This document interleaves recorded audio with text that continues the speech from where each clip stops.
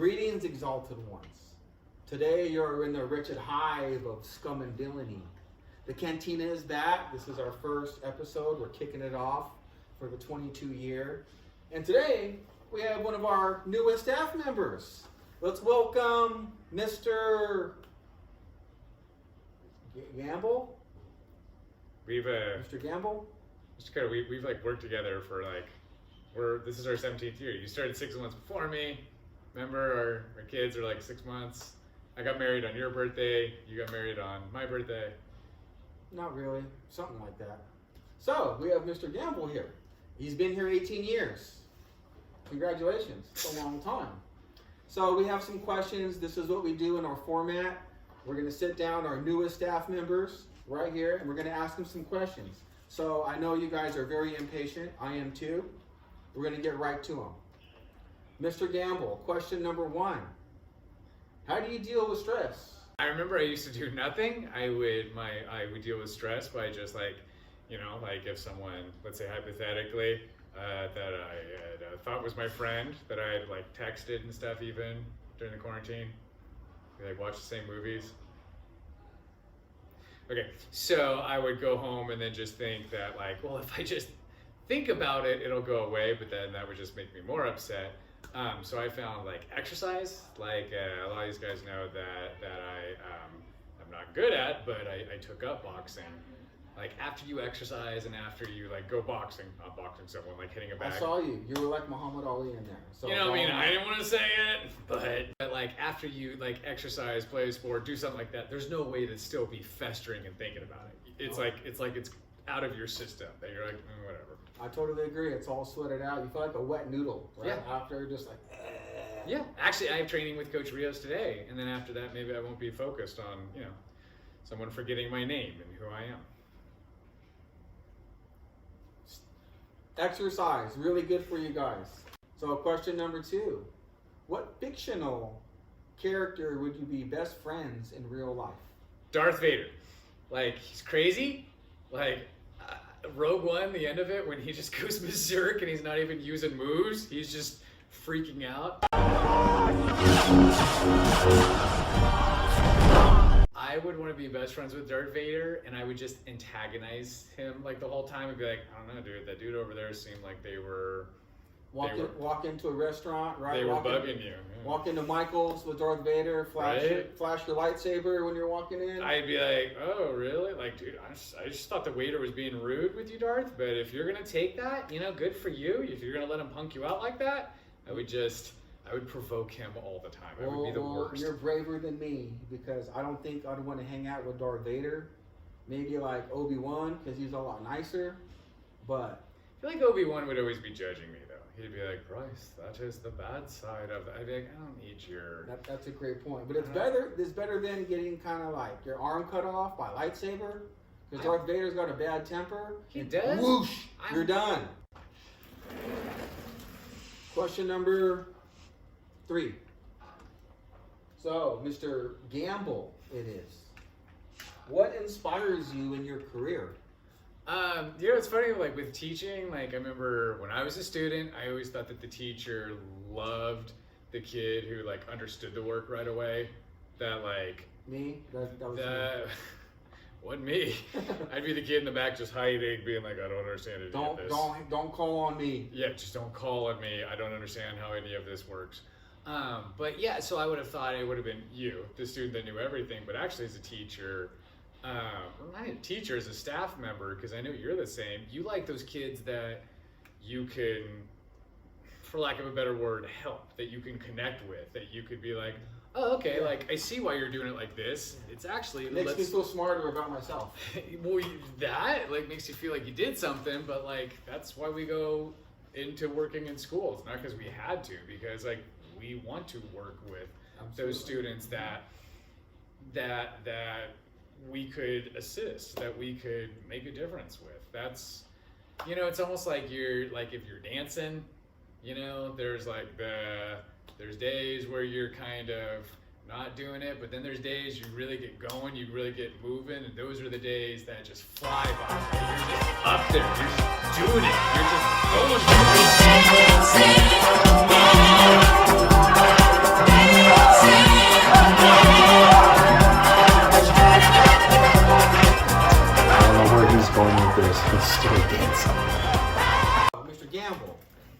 from what I hear, you used to teach 8th grade history solely, and now you're the TOSA? Mm-hmm. What is a TOSA? Because half the staff thinks you don't do anything, right?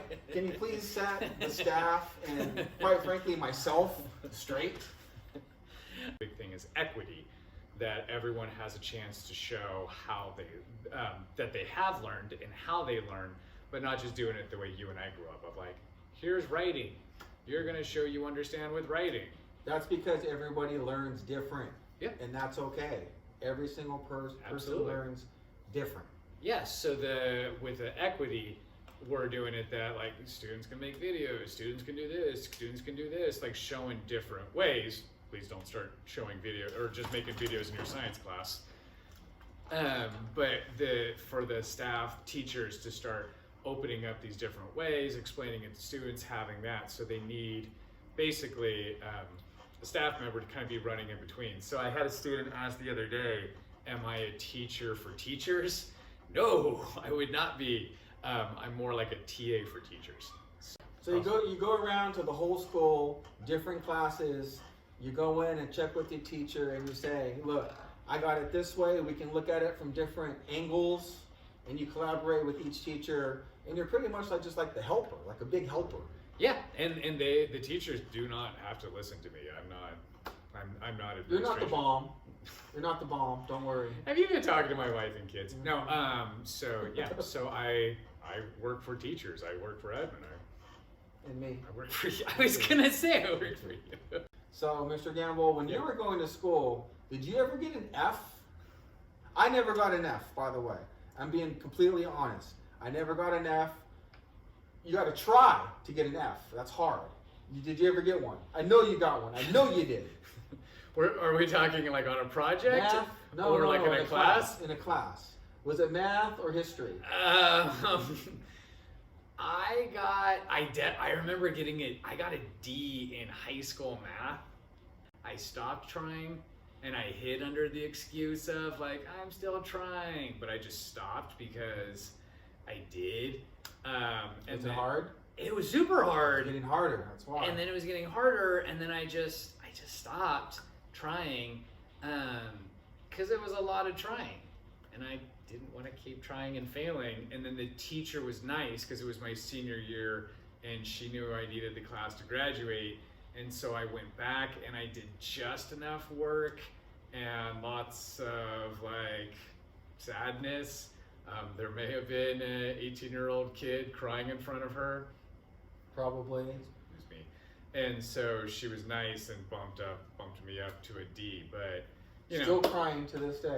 Still crying to this day, and then, but it's funny because like, you know, I learned eventually at my age of 45 that like, well, when it's not working because you're trying, you keep trying. The point of at this some story, point in there, if I'd kept trying, I would have gotten it. keep trying. Things are hard, life is hard, school's hard. If things just get harder, you got to try harder. You just can't throw in the towel. Yeah. It doesn't work that way. Next question. What kind of question is this? It's a really great question. Go ahead. Now we're going to get all artsy on them now to make you sound all awesome and cool. We have multiple dozens, 15 questions that staff members can choose from. This just happens to be one that I chose. You're not awesome, okay? I'm pretty great. All right, I'm going to ask your question. Yeah. Here we go. This is going to show how deep I am. Here we go, okay. Here's the question. Try explaining the color red to someone who is blind. So now let's get artsy on everyone. The way that we would describe it, because my friend cannot see, but you take an emotion. So like say you said something embarrassing, or you know, you forgot your really dear good friend's name. That color of your cheeks, that fire, that blood coming to it, that is red. You're not going to edit this, by the way, because I edit this. I'm taking all this You're not out. editing this. I edit this because it's. So I'm going to look amazing here, and you take that energy. That's the color of red. How about See, throwing I someone look into so a fireplace? You're not gonna throw someone into a fire. They don't understand. That's that. red. No, we're not gonna. Okay, I'm gonna edit this out.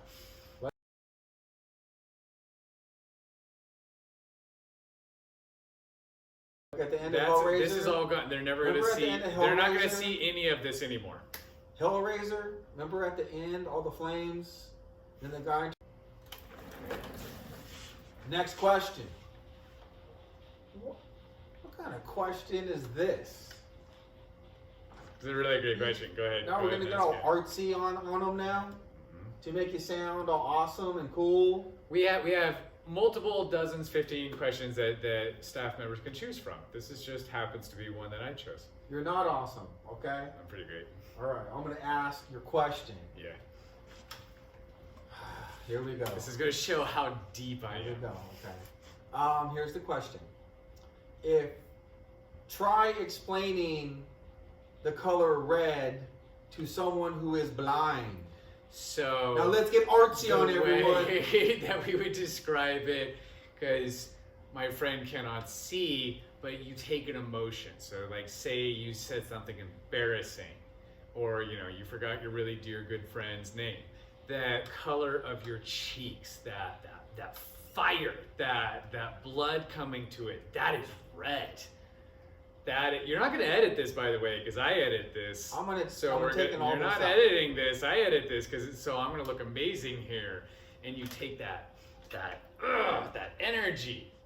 That's the color of red. How about throwing someone into a fireplace? You're not gonna throw someone into a fire. They don't understand. That's red. No, we're not gonna. Okay, I'm gonna edit this out. Like at the end of Hellraiser. This is all gone. They're never gonna see. They're not gonna see any of this anymore. Hellraiser. Remember at the end, all the flames. They're not gonna see any of this. It's amazing.